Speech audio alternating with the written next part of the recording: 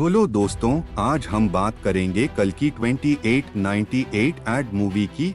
जब मैं इस पर रिसर्च करने बैठा तो मुझे गूसबम्प्स आने लगे।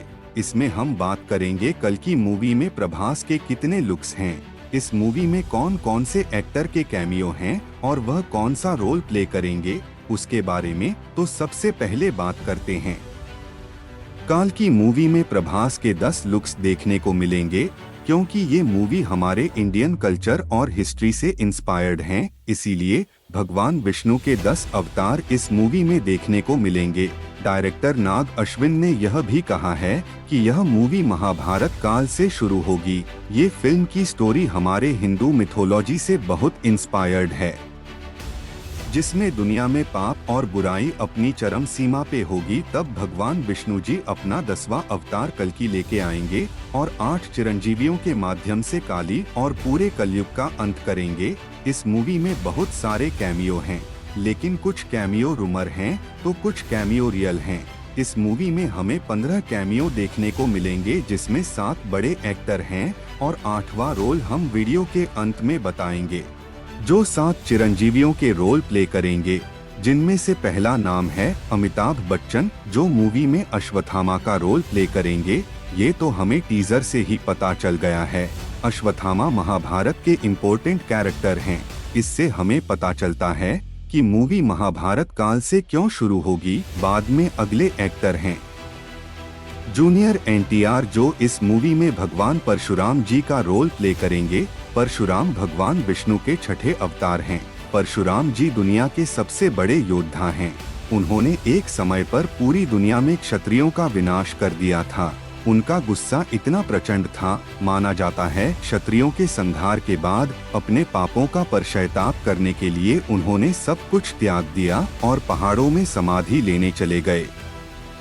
लेकिन कई दशकों बाद त्रेता युग में उनके गुरु भगवान शिव का धनुष एक क्षत्रिय ने तोड़ा, लेकिन वह क्षत्रिय और कोई नहीं, भगवान श्री राम थे।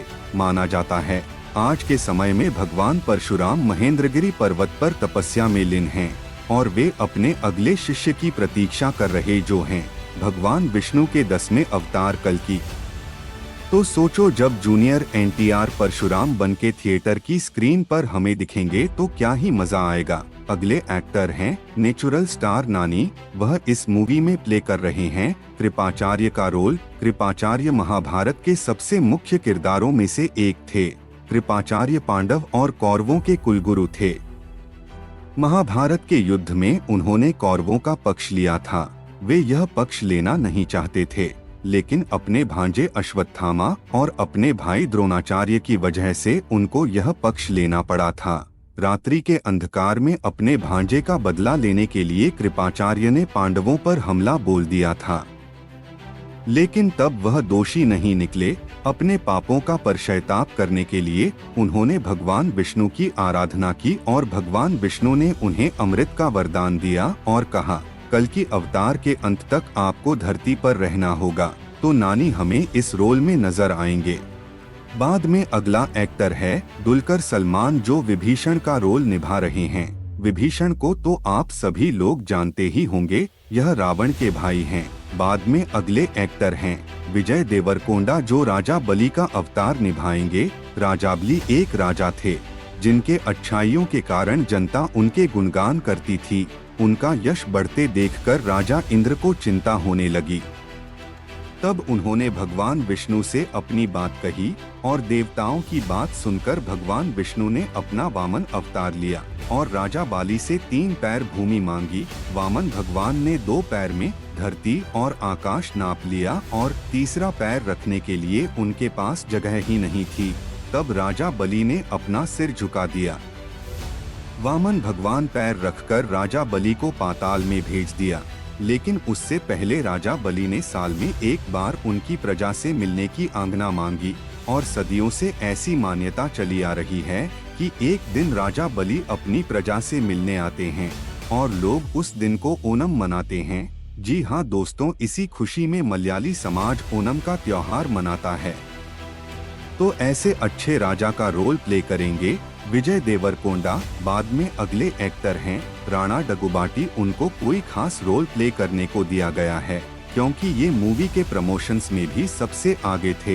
रूमर्स की माने तो इनको भगवान हनुमान जी का रोल ऑफर किया गया है, तो इनके बारे में तो आप सभी लोग जानते हैं। तो कमेंट में एक बार लिख दीजिए जय बजरंगबली। अगला कैमियो जो प्ले करेंगे वह कोई एक्टर नहीं बल्कि एक डायरेक्टर हैं, जिसका नाम है एस.एस. राजमौली। जी हाँ दोस्तों, एस.एस. राजमौली वेद व्यास का रोल प्ले करेंगे। वेद व्यास ने ही महाभारत की रचना की थी। वेद व्यास जी के पास ज्ञान का भंडार है। अब सोचो, एस.एस. राजमौली जैसे डायरेक्टर खुद रोल प्ले करने में इंटरेस्ट दिखा रहे हैं, तो फिल्म कितनी ग्रैंड होगी। और उससे भी खतरनाक खबर देता हूँ, ड्यूरिंग प्रमोशन ऑफ मस्तू शेड्स उन्नेरा, अगर प्रोनंसिएशन में गलती हो गई हो तो माफ करना। तो इस मूवी के प्रमोशन के दौरान एक्टर अभिनव ने बोला कि कल की 2898 AD की 9 सीक्वल आ सकती हैं।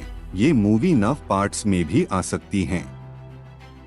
देखो, ये ऑफिशियल न्यूज नहीं है, मतलब मेकर्स ने अभी कुछ ऐलान नहीं किया है, पर कैमियो की लंबी लिस्ट देखकर तो यही लगता है कि ये मूवी लंबी होगी और उससे नाग अश्विन अपना खुद का सिनेमैटिक यूनिवर्स खड़ा कर देंगे, जिसकी last movie Avengers end game type होगी।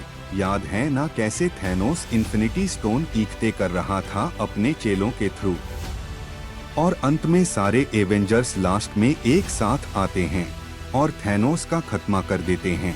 वैसे ही इसकी लास्ट मूवी में सातों सात चिरंजीवी एक साथ आएंगे काली का वध करने।